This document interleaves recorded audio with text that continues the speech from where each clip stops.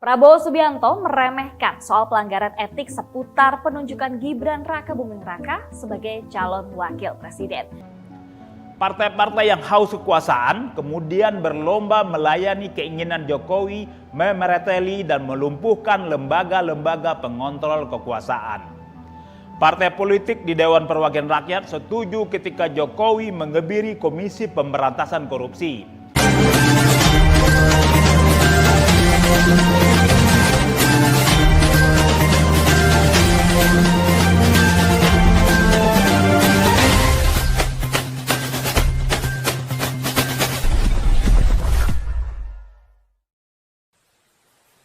Jangan lupa subscribe. Jangan lupa subscribe. Assalamualaikum warahmatullahi wabarakatuh. Prabowo Subianto meremehkan soal pelanggaran etik seputar penunjukan Gibran Rakabuming Raka sebagai calon wakil presiden. Saya Dewi Cihan dan inilah Opini Tempo. Sorry ya. Selapis demi selapis, watak asli Prabowo Subianto mulai tersibak. Berusaha menempatkan diri sebagai sosok yang lucu serta menggemaskan dengan senyum dan joget atau yang lebih populer dengan istilah gemoy menjelang pemilu 2024 yang jauh berbeda dengan penampilan pada pemilu 2014 dan 2019, tapi usaha itu luruh karena pernyataan dasmu etik. Prabowo melontarkan kalimat sindiran tersebut dalam rapat koordinasi nasional Partai Gerindra pada 15 Desember 2023. Dasmu etik merupakan reaksinya atas pertanyaan Anies Baswedan dalam debat calon presiden pertama yang digelar pada 12 Desember 2023. Anies menanyakan perasaan Prabowo saat mengetahui putusan Mahkamah Konstitusi yang membolehkan Gibran Rakabuming Raka mendampinginya dalam pemilihan presiden 2024 meski belum cukup umur melanggar etik. Di panggung debat, Prabowo tidak menjawab pertanyaan itu. Dengan nada tinggi, dia malah meminta rivalnya tersebut menyudahi pembicaraan tentang pelanggaran etik dengan alasan sama-sama sudah dewasa dan mengaku tidak mencari jabatan dalam pemilihan ini. Tidak nyambung, tentu saja.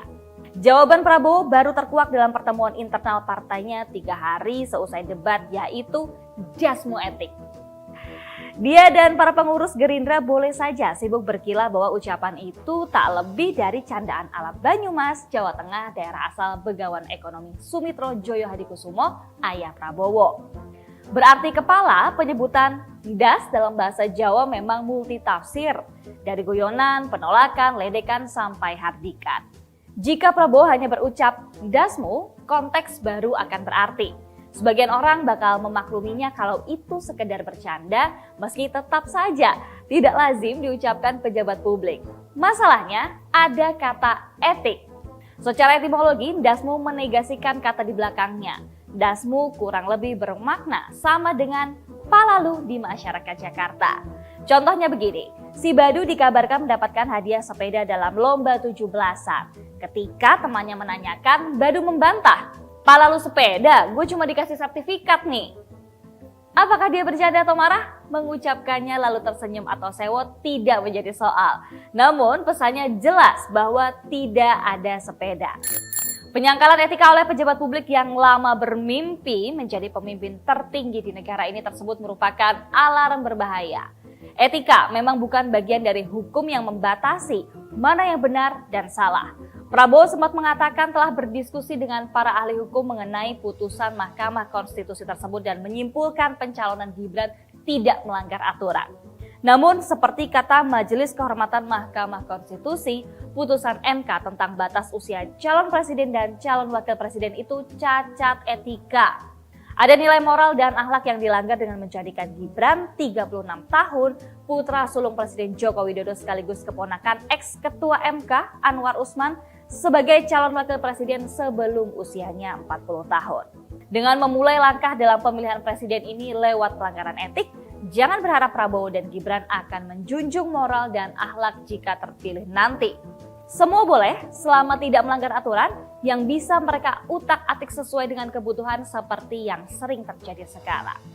Bagi keduanya, dasmu bisa menjadi jawaban untuk setiap kritik yang datang. Kalau bosan dan ogah mengulang-ulang, tinggal pilih bagian lain dari tubuh. Bisa matamu, cangkemmu, udelmu, dan seterusnya. Yang jelas etika tak mampir dindas Prabowo juga Gibran. Simak opini dan liputan selengkapnya hanya di majalah.tempo.co. Sahabat BN, dinasti politik adalah bagaikan air dan minyak dengan etika. Apabila etika telah ditempatkan pada posisi yang rendah, maka tentu saja dinasti politik akan naik pada tingkatan yang tinggi. Sebaliknya, apabila kita menjunjung tinggi etika, maka dinasti politik akan turun ke bawah. Sahabat BN, negara kita ini memang memerlukan etika. Kerana negara kita adalah negara Pancasila. Negara Pancasila adalah negara yang menjunjung tinggi etika dan moral. Itulah sebabnya maka Pancasila itu digali dari bumi Indonesia sendiri. Bukan dia barang impor. Karenanya, ketika kita benar-benar mempedomani, menghayati, dan mengamalkan Pancasila, maka tentu saja kita akan menjunjung tinggi nilai-nilai etika. Menempatkan anak sebagai calon wakil presiden, wujud paranoia Jokowi. Kepentingan personal yang merusak demokrasi. Saya Setri Yasra, inilah opini Tempo.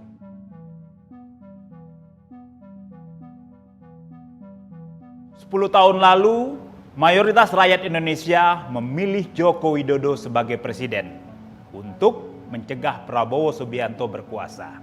Prabowo adalah salah satu simbol kekuatan lama Orde Baru yang hendak diputus melalui reformasi 1998. Kini tak hanya bersekutu, Jokowi bahkan menyokong Prabowo dengan memasangkan Ketua Umum Partai Gerindra itu dengan anaknya, Gibran Rakabuming Raka, sebagai calon presiden dan wakil presiden 2024. Setelah gagal mendapatkan dukungan publik dan partai politik untuk memperpanjang masa jabatan presiden, Jokowi memakai cara yang sepintas demokratis, tapi untuk tetap berkuasa.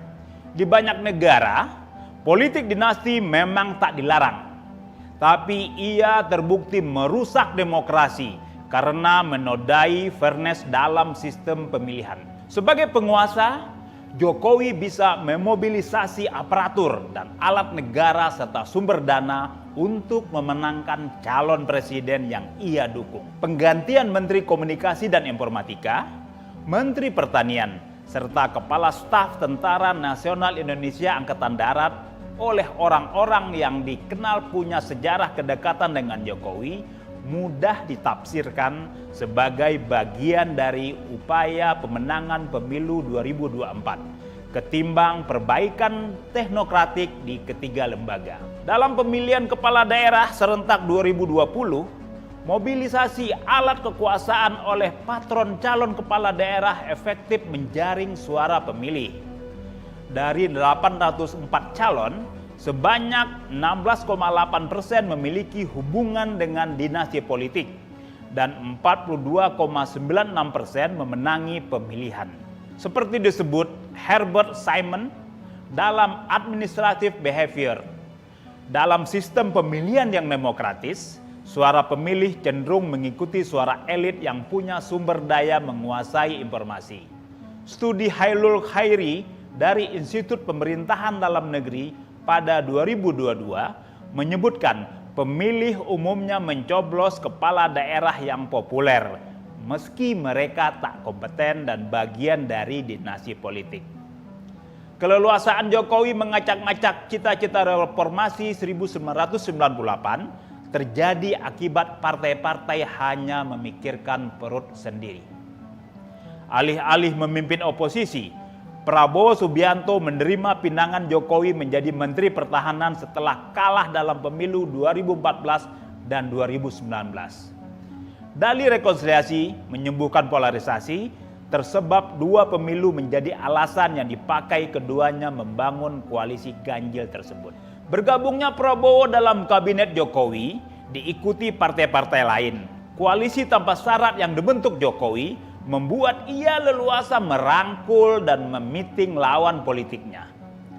Partai-partai yang haus kekuasaan kemudian berlomba melayani keinginan Jokowi memereteli dan melumpuhkan lembaga-lembaga pengontrol kekuasaan. Partai politik di Dewan Perwakilan Rakyat setuju ketika Jokowi mengebiri Komisi Pemberantasan Korupsi.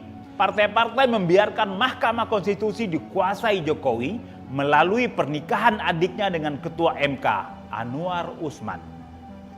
Jokowi bahkan terang-terangan memakai lembaga hukum menggebuk lawan politik yang tak sejalan dan mencegah sekutu itu membelot. Penelusuran majalah ini menemukan dukungan Golkar terhadap Gibran Rakabuming Raka terjadi karena Ketua Umum Golkar, Airlangga Hartarto, tersandera kasus korupsi minyak goreng dan dugaan penyalahgunaan subsidi dana sawit. Penyelidikan Kejaksaan Agung membuat Golkar sukarela menjadi kendaraan Gibran sebagai calon wakil presiden meski ia kader PDI Perjuangan. Ketika kekuasaan tak punya kontrol, presiden seperti Jokowi bisa sesuka hati membuat kebijakan betapapun membahayakan Indonesia.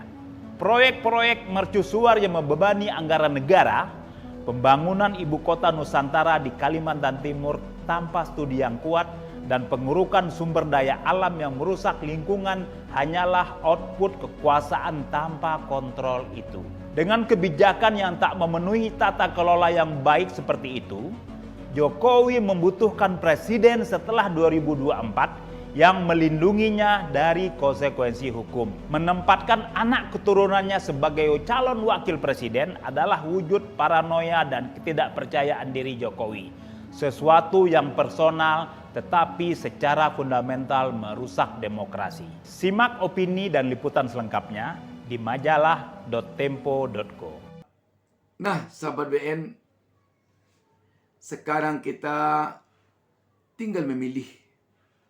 Apakah kita akan memilih pemimpin yang menjunjung tinggi dinasti politik, merendahkan atau meremehkan etika, ataukah kita akan memilih pemimpin yang menjunjung tinggi etika, menghindari jauh-jauh dinasti politik?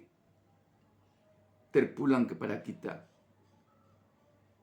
Demikian, wassalamualaikum warahmatullahi wabarakatuh.